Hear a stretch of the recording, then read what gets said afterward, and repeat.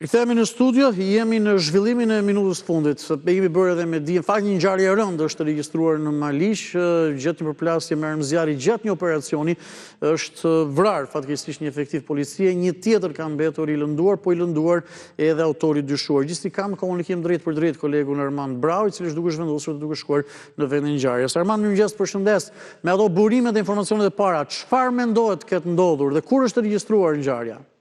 Ju përshëndes edhe unë, ande në fakt është një ngjarje e minutës së fundit, një ngjarje tepër e rëndë që ka ndodhur në zonën e Maliqit, në një zonë të thellë, në njësinë administrative të Lozhanit, në fshatrat e Mesmalit, ku në fakt duket se një efektiv i forcave shqiponja ka mbetur viktim e një ngjarje shumë të rëndë dhe një tjetër është plagosur dhe nuk dihet gjendja e tij. Nga ana tjetër, personi autori i ngjarjes po ashtu ka mbetur i plagosur. Mendohet dhe sipas informacioneve paraprake, efektivët e shqiponjas kanë qenë në një operacion pasi kanë identifikuar një person në kërkim në minutat e para, në momentet e para ata kanë shkuar në vend ngjarje për të bërë ndalimin e tyre dhe siç duket aty kanë rënë në shkëmbim zjarri. Në fakt nuk dihet edhe për më tej për ngjarja është në minutat e fundit, pritet që dhe policia e Korçës të dalin në një deklaratë të detajshme për sa i përket ngjarjes. Dihet që autori, i cili njëherë ka qenë person nën kërkim, deri në këtë moment është ndaluar, pra është ndaluar nga policia.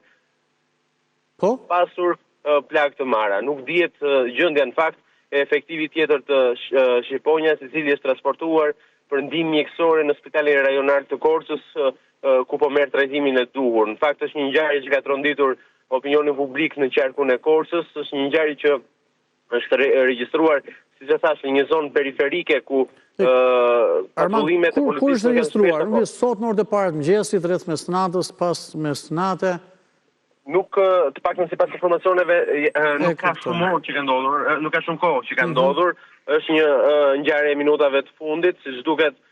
Blut e Korçës kanë rënë në gjurmët e një personi në kërkim, identitetin e tij akoma ne nuk e kemi dhe me njerë janë orientuar drejt zonës për të kryer arrestimin. Siç thash, është një zonë larg qytetit, një ambient i përshtatshëm për të fshehur apo për të shmangur ligjen nga personat në kërkim si në rastin konkret, dhe siç duket vetë efektivët kanë rënë atë që do të quhet një prit dhe fatkeqësisht njëri prej tyre ka humbur jetën, ndërsa tjetri ndodhet në Spitalin Rajonal të Korçës, ku nuk dihet saktësisht gjendja shëndetësore në cilën ai ndodhet. Faktikisht patëm me burimin nga policia, vetëm pak minuta më pas pritet që të dalë policia në një deklaratë për shtyp të plot për sa i përket rrethanave të ngjarjes.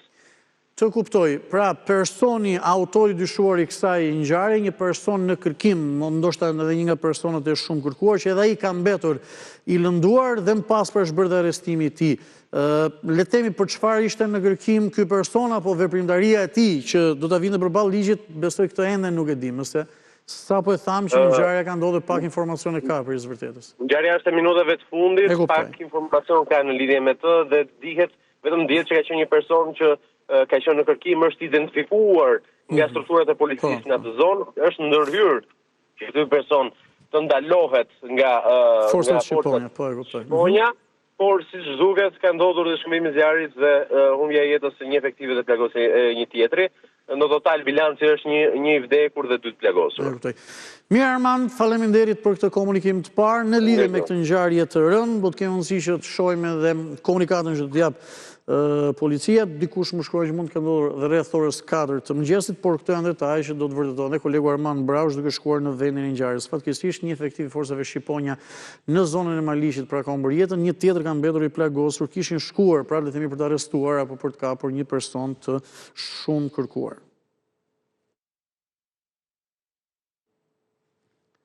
Mirë, duke mbetur edhe pak mendimin e regjist, ju lutem, megjithëse do të zhvillojmë edhe një bisedë, bëhet me dije se sipas informacioneve nga policia mëngjesin e sotëm, strukturat e policisë ndoshta rreth orës 4 mëngjesit kanë identifikuar pra një person në kërkim dhe kanë zhvilluar një operacion për kapjen e tij në zonën e Maliqit. Gjatë aksionit ka pasur shkëmbim zjarri ndërmjet personit në kërkim dhe policisë dhe nga ky shkëmbim zjarri mbeti vrarë një efektiv policie, një tjetër i plagosur. Ngjarja ka ndodhur në periferi, zonë thellëmalore, si bëri me dije kolegu Armand Brau, viktim një efektiv i forcave shqiponje, i plagosur po ashtu efektiv i shqiponjave, që po me ndihmë spitalin e Korçës, ka marrë një plumë, por nuk dihet ende gjendja e tij. I lënduar apo i plagosur edhe personi për autori dyshuar i kësaj ngjarje, i cili edhe është bërë mundur për që të arrestohet nga policia. Mirë, këto janë të dhënat deri në këto momente.